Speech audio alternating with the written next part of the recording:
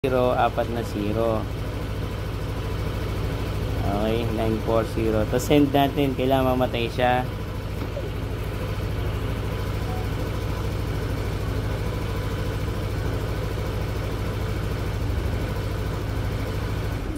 Ayun, okay. Ayan. Tapos tutunog stand buzzer. Tapos kahit anong gawin nila, ayan, ayan. Kahit ano, i-start nila, ibaba nila yung side stand, tapos iakyat, di pa rin aandar. Hanggat hindi mo ina-okay dun, try natin.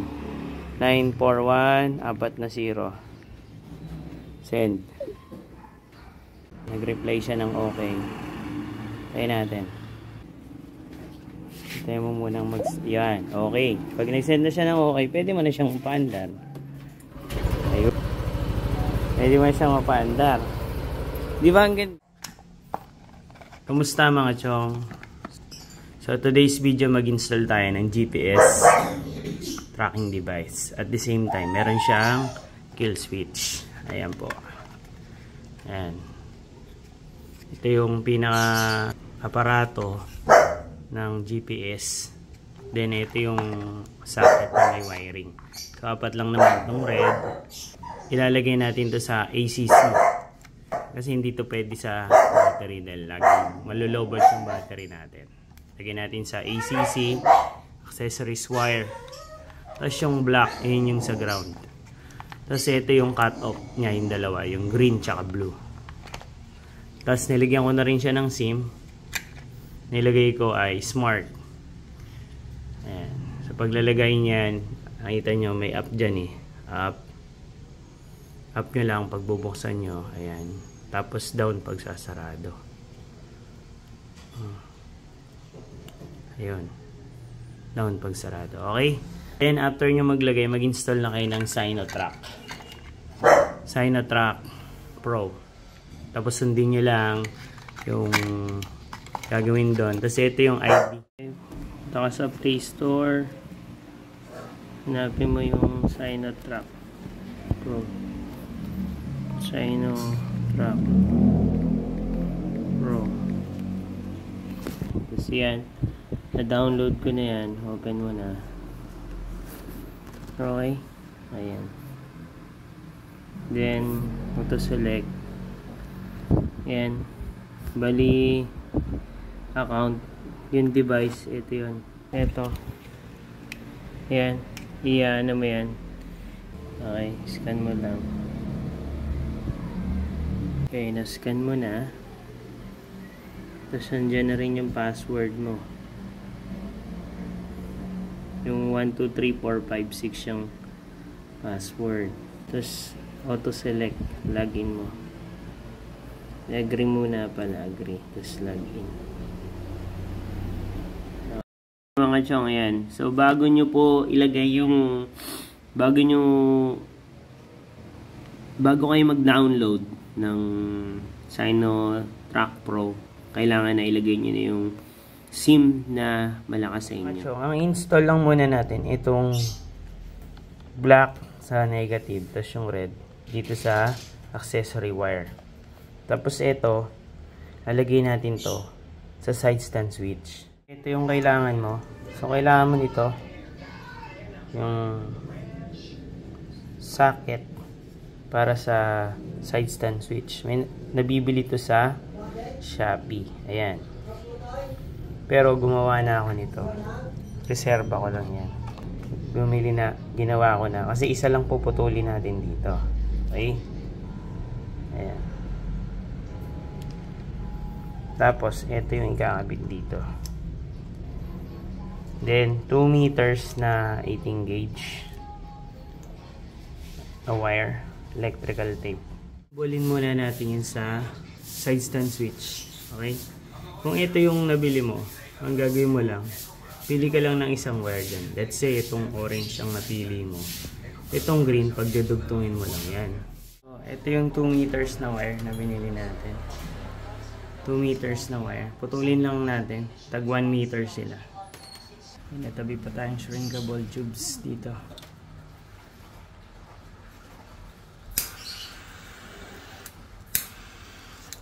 Okay, nice. Shrinkable tube. Kabilang side din, ito. Kabilang pair, dikit din natin to. Ayan.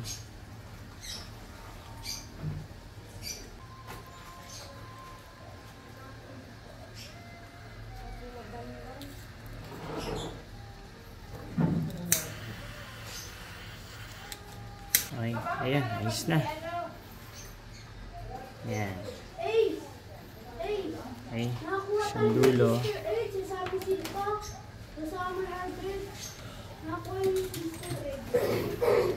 Dulo, putulin natin dulo.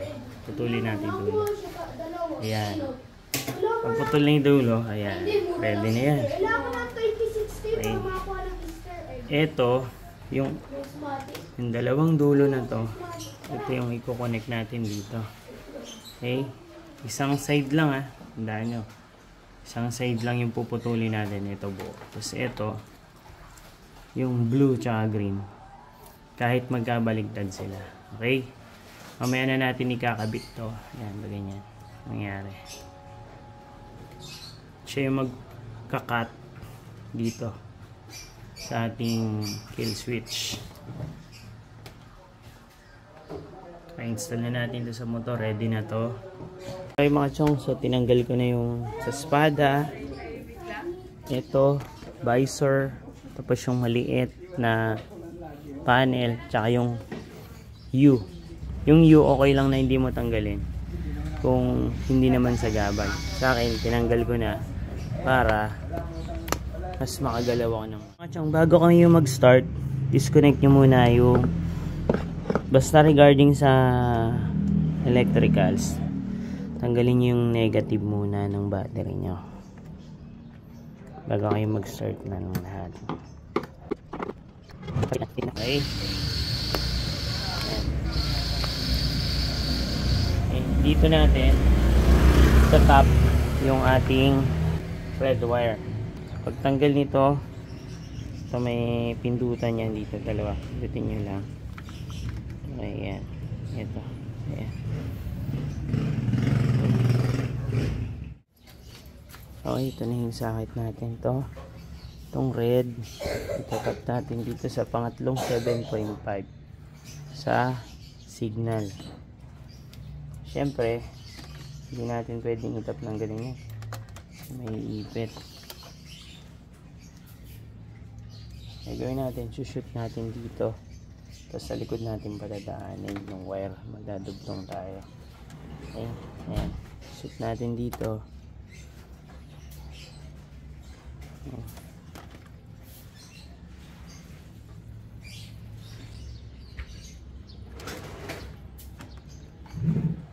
Yun, shoot.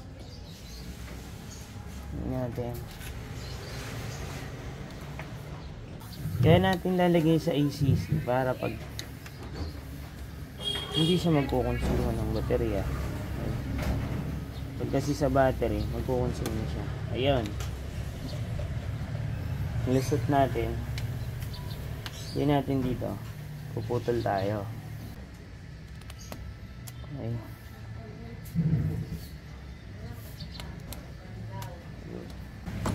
Disconnect na natin tong red. Ayan. Ito yung nasa ilalim para hindi kayo malito. Tapos lagyan muna natin yung swingable tubes. Mga dati pa pala natabi swingable tubes.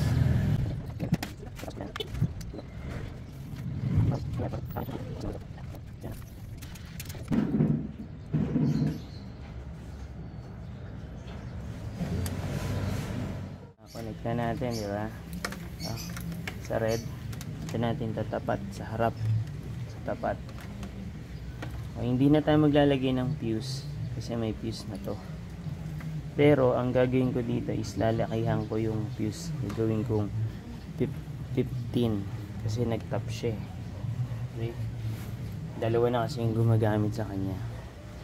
Gamitin natin yung tools natin. Ganyan lang yan. Diba? Simple lang. Meron tayo dito ng fuse natin. Ayan yung ilalagay natin dito. Okay. Ayan. Hindi naman niya makaka-apekto kasi mataas naman yung ano natin. Ito, dito itatap natin yan. Babalatan muna natin. Dito ko ilalagay yan. Ayan. Ito, spare pa rin to, sabi natin. Ayan, dito. So, ikat na natin dito. Tayin muna natin. Ayan, tayin. Lagyan natin ang allowance.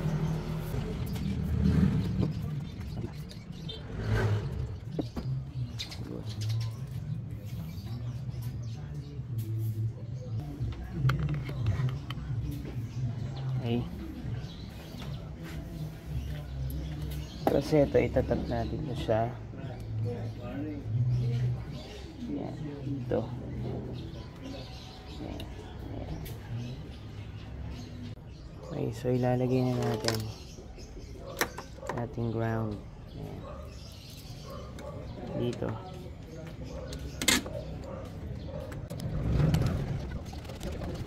Ilalagay na natin yung ginawa natin. Ito na yung ginawa natin, ha. Ayan, ha. Yung dalawang socket na 2-pin, tapos yung isa lang ginamit natin, tapos yung tag-isa kukonek natin sa blue grid kahit ano, kahit magkabaliktad. Ito, idadaan natin dito. Ayan. Ito idadaan natin pataas. Okay. Ayan. Mas maganda, balutin na natin ng electrical tape. So, nabalot na natin to ng wire. Ayan. Pakit na natin sa taas.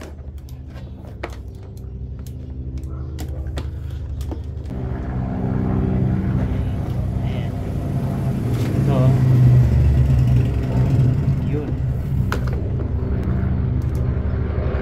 Tapos ito. Hanapin nyo lang yung dito. Ito. Yung blue na socket na 2-pin. Yan natin i-connect yung ating pinaka trigger. Okay, ayan, kabit mo lang yan dyan. Ito yung blue.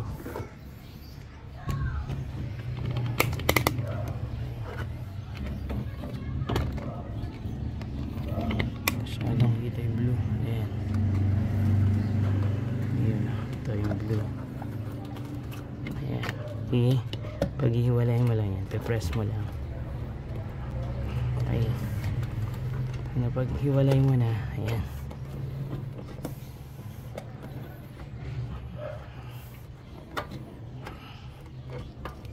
Okay, kulay blue. Ayan.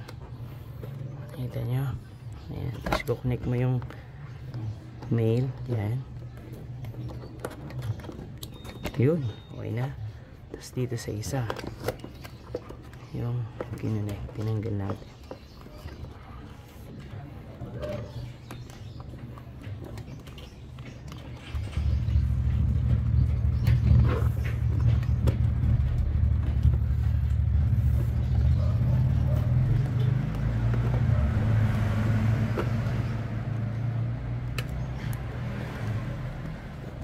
Yun, okay. Secure na siya.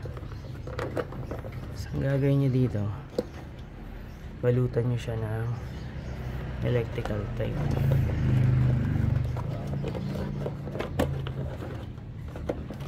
Itong dalawang wire galing dun sa side stand switch, i-connect natin dito. Alin man dito, okay? So iti-tape ko muna lahat para maayos tignan. Okay, dito sa green, kahit ano, bahala ka kung anong gusto mong ilagay dyan.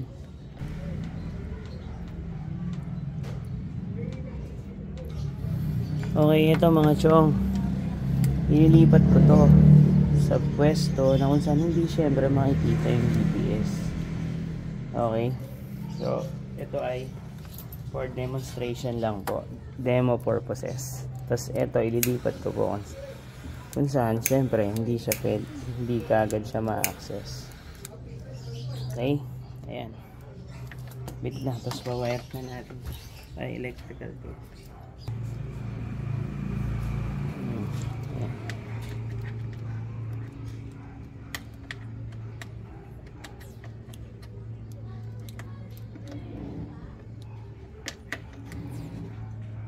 Eto, hindi ko ito isasama.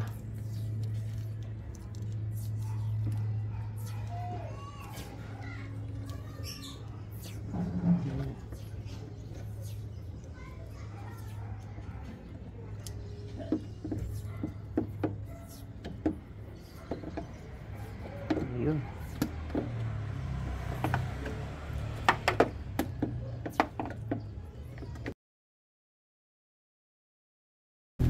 Kabit na natin. Huwag niyong kalimutan yung fuse nito. May fuse siya. Ito, fuse niya. Kalimutan. Yung ground. Yung ground.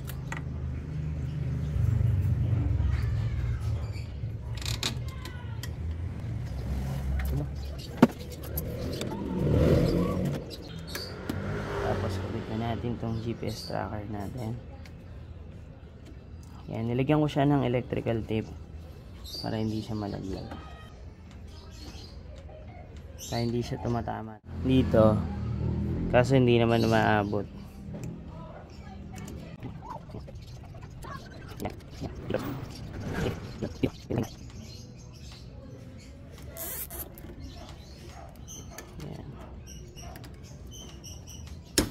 Yun, hindi, mga chong, hindi siya tumatama dito.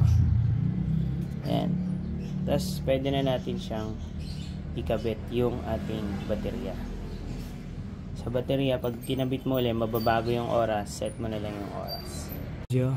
Hindi na video. Ayan, nilagyan ko plastic. Ayan ah. Ayan. Cable tie na lang dito. Okay mga chong, bali testing na natin, nakabit na natin lahat. Lagyan natin plastic yung sa side stand switch. Yan naman yung wiring natin. Then, paanda rin natin. Ngayon, kapag ano, napakadali lang naman ito. Start. Ayan. Pag na-start na natin, ayan. Okay, ito tayo sa ating messenger. Madali lang naman yun. Okay. Ayan, so ito, tapos type mo yung number, na number nung SIM nung GPS mo. Okay, number ng GPS mo. Okay, pag after mo, chat mo lang, tinesting ko na yan, chat mo lang yung 940 tapos 4 na 0, 1, 2, 3, 4. Okay, tapos send mo. Okay, send, tapos hintay mo, mamamatay yung motor. Yan na, hintay mo, tapos tutunog siya, mamamatay. Ayan, okay, namatay na yung motor. Hindi mo na siya mapapastart. Okay, baba ko yung side stand, akyat ko, hindi mo pa rin siya mapapaandar, diba? Napakaganda. So ang gagawin mo ngayon para mapaandar, tutunog yan. Hindi siya mapapaano hanggat hindi siya sineset dun sa chat. Ang gagawin mo naman, te-text mo ulit, yan, re-reply siyang okay, 941 naman, tas 4 na 0. Tapos mawawala yung tunog kapag na-send mo na. Okay, send mo, mawawala yung tunog niya kapag nag-okay na siya. Wala pala ayaw masend, wala pala akong load. Ako pa, ayan, okay na siya, nag-send na siya ng okay. Mapaandar na natin siya. Yun, okay, umandar na ulit. Kaya pala ako wala hindi masend. Kailangan syempre may load yung ano mo, yung pang text mo. Okay, ayan, okay po, ayan yung cell number, tapos magchat-chat siya. Ulitin natin kasi wala akong load eh. Ulitin natin, 941 940 4 na 0. Okay, 940, tapos send natin, kailangan mamatay siya.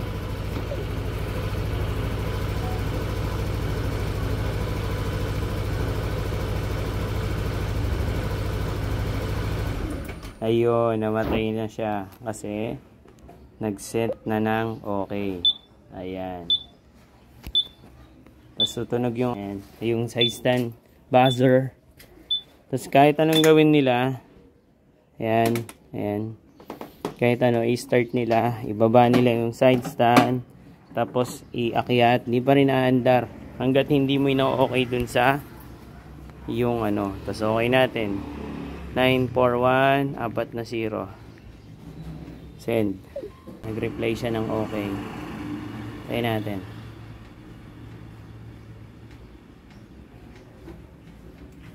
Okay. Tayo mo munang yan. Okay. Pag nag-send na siya ng okay, pwede mo na siyang upaandar. Ayun. Diba? Pwede mo siyang mapaandar. Di ba ang ganda? Napakahusay talaga.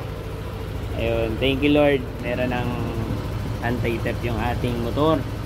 Safe na kahit saan mapunta. Basta alam pa natin kung saan mapupunta. Okay? Yun lang.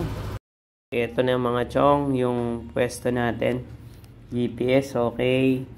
Ito yung signal ng ating SIM na nilagay. Smart, yung nilagay natin. Yan, oh. Okay. Nandiyan yung motor natin. Ayan. Parang laki, no? Laki ng coverage yan. Sa Manila.